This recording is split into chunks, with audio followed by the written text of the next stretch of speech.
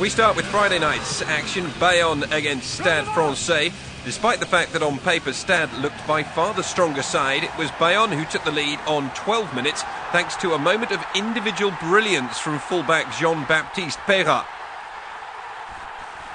The 25-year-old had it all to do when he collected the clearance kick inside his own half, but do it he did in most emphatic style with a meandering run that eventually saw him touch down in the corner.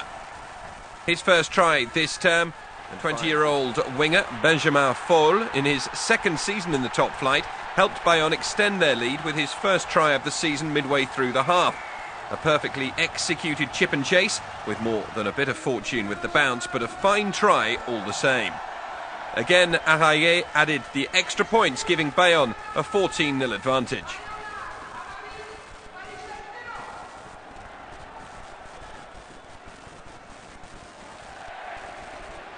It was an advantage that was short-lived, as just 1 minute later the Stade pack rumbled forward, and as they tore through the threadbare defence offered by their hosts, James Haskell, one of Stade's big summer signings, touched down under the posts.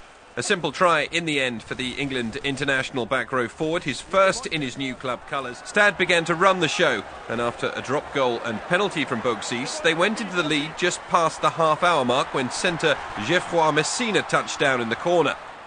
This time Boxis couldn't add the extras, but it was still enough for Stade to head towards the break with an 18-14 advantage. However, they weren't able to take the lead in at the interval, as right on the stroke of half-time, a breakdown in the Stade backs allowed a fly hack through the middle, and it was Fall who was quickest in the foot race. Fellow winger Pepito Elorga capitalised on a loose ball to use good foot skills and hack the ball on and touch down just ahead of Stade scrum half Noel Olschick.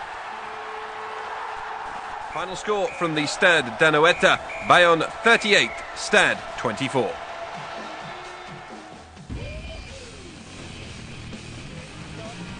The wave of hope that had come into the new season at the Aguilera had quickly been washed away as they crashed to a 24-12 defeat at home against Castres. Biarritz welcomed back Fabien Barcella and Damien Traille for the visit of Albi. However, it was another ex-international who was to steal the show in the first half, Ian Bullshaw, scoring a fine brace that put Biarritz firmly in control. The ex-Gloucester man opened his account on 8 minutes after a sweeping team move that covered the length of the pitch, Bullshaw going over in the corner for the simplest of finishes. And despite a pair of penalties for the visitors, Yoann Peyrelongue increased the lead to 4 before Bullshaw bagged his second try of the match. This time it was a beautiful kick through that undid the visitors' defence. Bullshaw on hand to fall on the ball and increase BO's lead even further.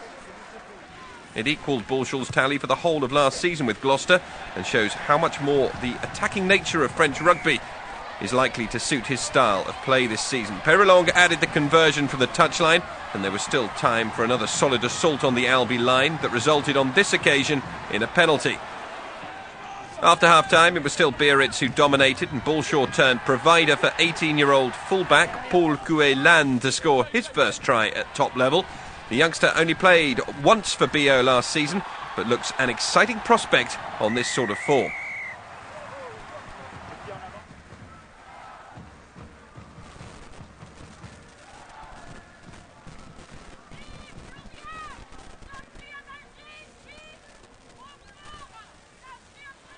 In the final minute, with Albi attempting to score a consolation try, a mistake in midfield allowed Coué-Lannes the chance to kick the ball forward and then sprint away from an exhausted and already defeated defence.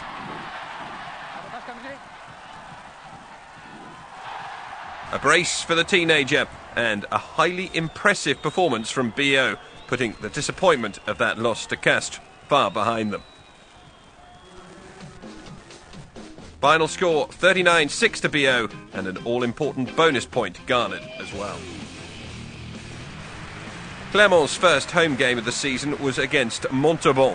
Clermont was still without Séramé Abaye, who will spend at least another week on the sidelines. Problems were rife for the visitors. They had 6 players refused licences once again by the DNACG. The visitors were immediately up against it as Brock James punished their ill discipline with 2 well-struck penalties early on. And then on 15 minutes, Clermont extended that advantage with their first try of the afternoon. Just past the half-hour mark as Clermont scored their second try. Napoleone Naliga led the counter-attack with a typically bullish run down the wing. And when Clermont shifted it to the other flank, a clever chip through released skipper Aurélien Rougerie to score his first try of the season. They were to extend that advantage early on in the second. Just 10 minutes of the second half were gone when South African Brent Russell went over, seizing on some very loose play from the Montauban defence to sprint through and touch down in the corner.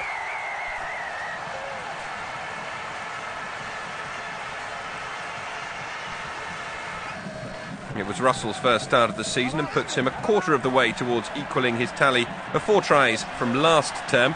Montauban hit back moments later with a score of their own from Julien Laharague after Russell's inspired counter-attacking run had come to an end with a loose pass. Laharague was quickly onto the error to touch down in the corner, but most importantly this also meant that there was no longer a bonus point in the offing for Clermont. They managed to regain that advantage 5 minutes from the end as Floch went over for the second time in the match, and with James adding the conversion, it also extended Clermont's lead to 21.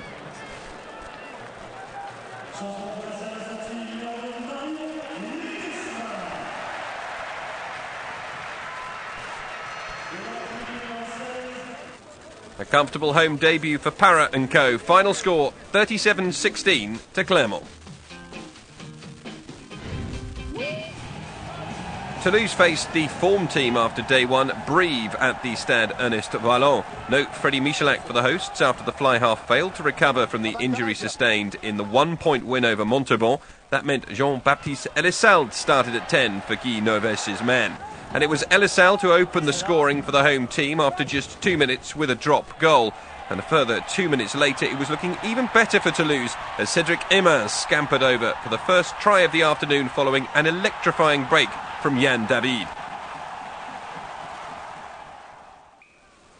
Toulouse led 19-0 at the break, but you sensed they had plenty more in the tank for the second half, and that was to prove to be the case.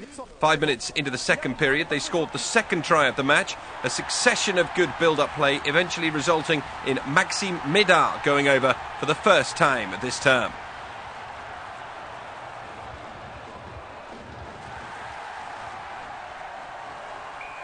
Yann David again in the thick of it, and this time his fullback and not a winger was there to finish off the move.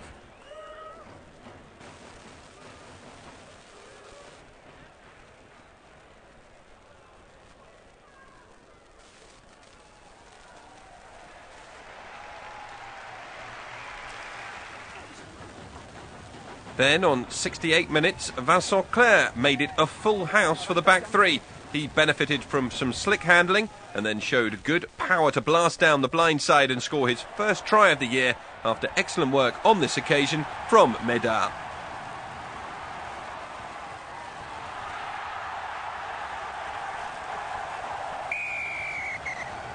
With just under a minute to go, Rémi Lemera completed the try scoring for Toulouse after a glorious crossfield kick from Elissalde's replacement, Florian Fritz. And the French international then successfully converted to make it a final score of 38-0.